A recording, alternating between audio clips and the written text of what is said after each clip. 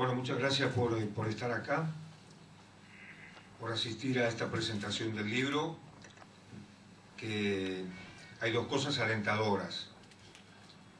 La primera es que hace 10 minutos, o en los últimos 10 minutos, no se fue ningún jugador de Huracán, así que estoy muy contento.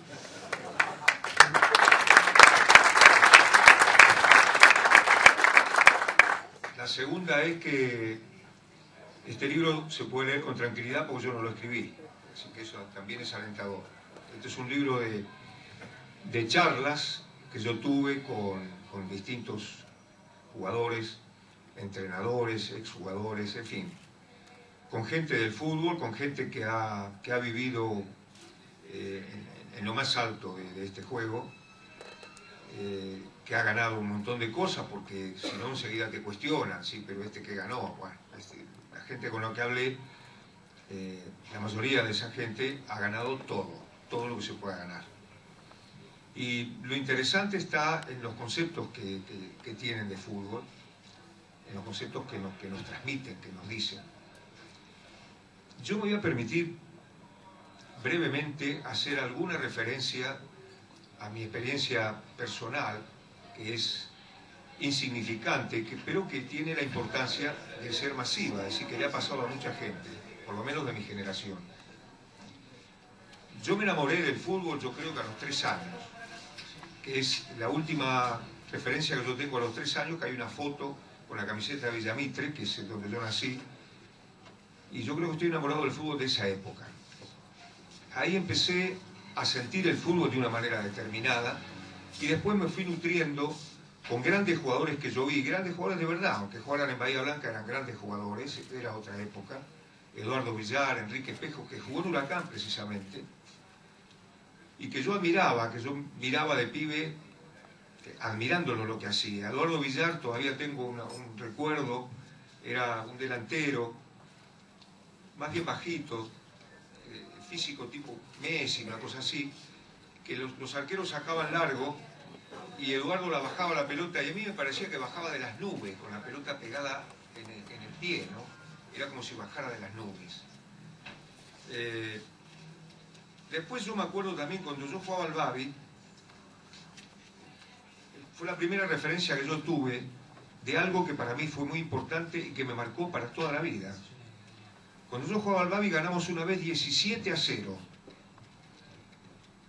No me olvido más del resultado, me olvidé de muchas cosas de esa época, pero no de esto, ¿no? Entonces cuando terminó el partido el entrenador nos dijo que habíamos sido un desastre. Y entonces yo no entendía mucho, ¿no? ¿Cómo un desastre si ganamos 17-0, ¿no? Y entonces el tipo nos dijo que habíamos ganado porque los demás eran muy malos, pero no porque habíamos jugado bien. Y que así no podíamos jugar, que era una vergüenza jugar así al fútbol. Y entonces yo por primera vez sentí que había otra cosa más allá del resultado. Y yo tendría 9 años, 9, 10 años, no me acuerdo, más o menos. Y fue la primera vez que a mí esa idea me llegó con esa fuerza, de decir, ¿cómo? Ganamos 17-0 y encima nos dice que jugamos mal. Entonces hay algo más que el resultado. Bueno, todo esto, cuando fui creciendo desde Bahía Blanca, a pesar de mi insignificancia como jugador, siempre tuve admiración por los grandes equipos y por los grandes jugadores. Y el equipo que me marcó definitivamente, el equipo que me enseñó que eso era así para siempre, fue Huracán del 73, con aquellos jugadores que jugaban Brindisi, Houseman, Babington, La Rosa, Fatiga Russo, Abalay, qué sé yo, todos esos grandes jugadores que tuvo Huracán. Y eso fue lo último, para que yo no abandonara esto nunca.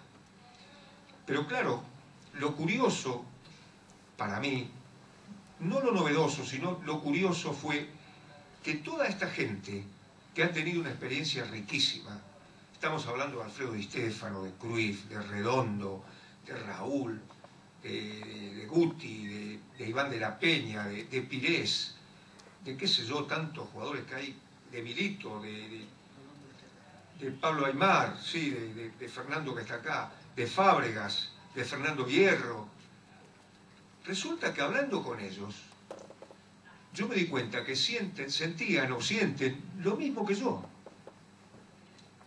Y ahora que Huracán ha recibido tantos elogios, el más importante para mí, el que verdaderamente me llenó de emoción, fue un elogio que yo leí de Telch, el jugador de San Lorenzo, ¿no? Y de la selección argentina. Telch dijo: Huracán juega como jugábamos nosotros. Y eso para mí es maravilloso. Es decir, no hay fútbol antiguo o moderno. Como decía Panzeri hace muchísimos años, hay fútbol bueno o malo. Simplemente. Entonces no hay fútbol rápido o lento. El fútbol es a veces rápido, a veces lento. Entonces, todo esto que estoy hablando, es decir, Di Stéfano siente el fútbol de la misma manera que Higuaín, que es un pibe que acaba de empezar. No hay época para eso. Que se juega más rápido, más... Es posible que todo vaya evolucionado y que el jugador esté mejor preparado atléticamente, es posible. Pero una vez en un congreso de entrenadores, a alguien que decía, un poco menoscabando el fútbol de antes, que ahora es distinto, porque ahora se corre más, yo le pregunté si eso era mejor o peor para el fútbol. Yo no sé si es mejor o peor para jugar al fútbol correr más. Yo creo que es peor. Pero bueno, este libro tiene la importancia, esa importancia. Además, dejan conceptos muy valiosos, muy importantes, todos estos grandes jugadores con los cuales yo hablé. Dejan conceptos que a uno lo hacen pensar y que uno aprende.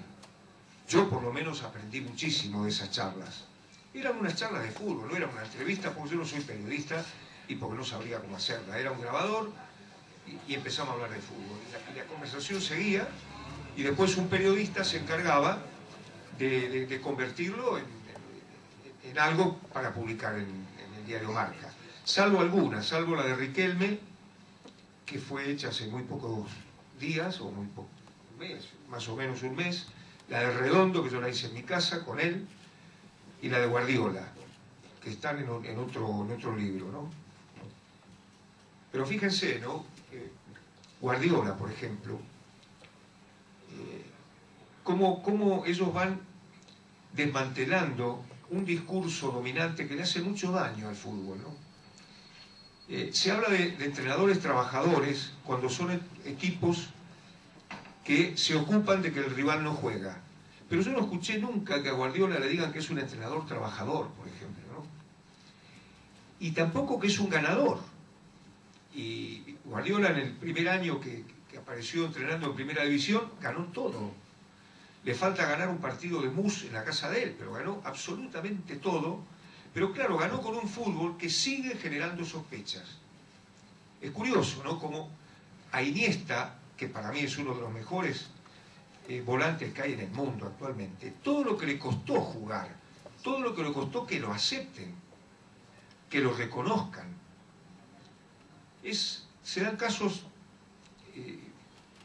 de esta naturaleza que contradice, por ejemplo, Paco Seirulo, que es un preparador físico del Barcelona, con una idea totalmente diferente del fútbol, donde dice en esta charla, por ejemplo, que las pesas no sirven para nada, que el doble turno es un atentado contra la salud del jugador, cuando dice cosas que tergiversan absolutamente y contradicen absolutamente el discurso dominante, resulta que nadie destaca que el Barcelona ganó todo con esa manera de entrenar, con otra manera de entrenar, y que está ganando todo hace mucho tiempo, porque Paco Seirulo es el preparador físico del Barcelona hace 20 años o más.